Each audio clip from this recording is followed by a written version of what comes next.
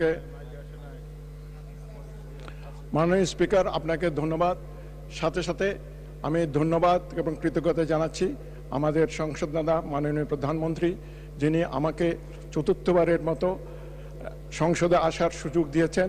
এবং সাথে সাথে আমি আমার এলাকা আনোয়ারা কর্ণফুলীবাসীকে ধন্যবাদ কৃতজ্ঞতা জানাচ্ছি, যারা বিপুল ভোটের মাধ্যমে আমাকে এই সংসদে আসার জন্য তারা সুযোগ করে দিয়েছে। মাননীয় স্পিকার, আপনি জানেন আমার নির্বাচনী এলাকা হলো আনোয়ারা কর্ণফুলী নদীর জাস্ট ওই পারে।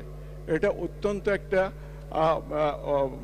বড় শিল্প এলাকায় বর্তমানে পরিণত হয়েছে। দেশনেত্রী বেগম খালেদা জিয়া এখানে ইউরিয়া ফার্টিলাইজার ফ্যাক্টরি করেছেন, কাফকো করেছেন এবং বর্তমানে কোরিয়ান ইপিজেড করেছেন, এবং বর্তমানে এখানে চাইনিজ একটা ইপিজেড হতে যাচ্ছে বিরাট, এবং সেই উপলক্ষে বিরাট জনগোষ্ঠী দুই দিকেই বসবাস করছে।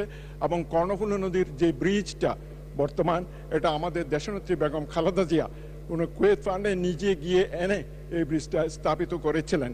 এবং এটা বর্তমানে যে অবস্থা হয়েছে, দুই দিকে আপনার সারা দিন এখানে যানজটের যে অবস্থা, শহর থেকে যাওয়ার সময় আনোয়ারা কর্ণফুলীতে যে অবস্থা, আসার সময় রাত্রে 2টা পর্যন্ত ব্রিজে অবস্থান করতে হয়।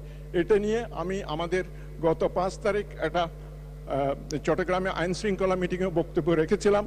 এবং তখন আমাদের যারা কর্মকর্তা আছে ওখানে, যারা এইসব ট্রাফিক কন্ট্রোল করে, তারা আমাদের আশান্বিত করেছিল, কিন্তু তার প্রেক্ষিত কিছু হয়নি।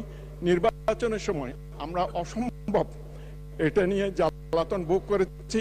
এবং আমি অনুরোধ জানাচ্ছি বর্তমানে যানজট অবমুক্ত করে এলাকার বাসীকে মুক্তভাবে চলাচলে যাতে